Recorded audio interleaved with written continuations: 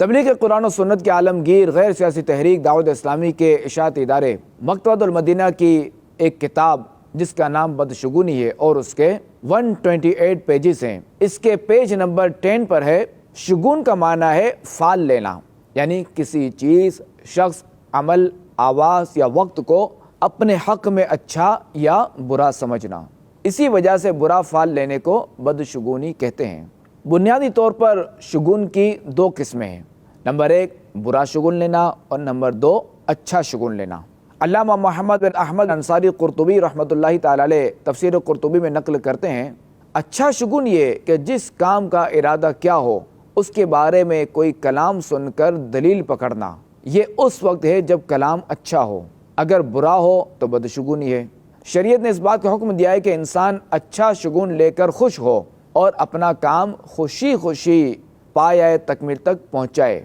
اور جب برا کلام سنے تو اس کی طرف توجہ نہ کرے اور نہ ہی اس کے سبب اپنے کام سے رکے۔ اللہ تبارک و تعالی قرآن پاک میں ارشاد فرماتا ہے، ترجمہ کنز الایمان، تو جب انہیں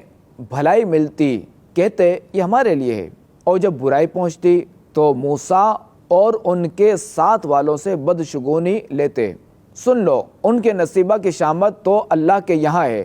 لیکن ان میں اکثر کو خبر نہیں۔ مفتی احمد یار خان نعیمی رحمۃ اللہ تعالی علیہ اس آیت مبارکہ کی تفسیر میں لکھتے ہیں کہ جب فرعونیوں پر کوئی مصیبت یعنی قحط سالی وغیرہ آتی تھی تو یہ حضرت موسیٰ علیہ السلام اور ان کے مؤمنین ساتھی سے بدشگونی لیتے تھے اور کہتے تھے کہ جب سے یہ لوگ ہمارے ملک میں ظاہر ہوئے ہیں تب سے ہم پر مصیبتیں اور بلائیں آنے لگیں، معاذ اللہ۔ مفتی صاحب مزید لکھتے ہیں، انسان مصیبتوں آفتوں میں پھنس کر توبہ کر لیتا ہے، مگر وہ لوگ ایسے سرکش تھے کہ ان سب سے ان کی آنکھیں نہ کھلیں، بلکہ ان کا کفر و سرکشی اور زیادہ ہو گئی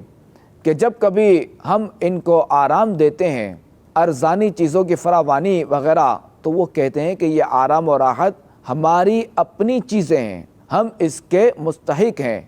نیز یہ آرام ہماری اپنی کوششوں سے ہے۔ خاتم النبیین صلی اللہ تعالی علیہ وآلہ وسلم نے ارشاد فرمایا، جس نے بدشگونی لی اور جس کے لیے بدشگونی لی گئی وہ ہم میں سے نہیں۔ حضرت سیدنا امام محمد آفندی رومی رحمۃ اللہ تعالی علیہ لکھتے ہیں، بدشگونی لینا حرام اور نیک فال یا اچھا شگون لینا مستحب ہے۔ مفتی احمد یار خان نعیمی رحمۃ اللہ تعالی علیہ فرماتے ہیں کہ اسلام میں نیک فال لینا جائز ہے، جبکہ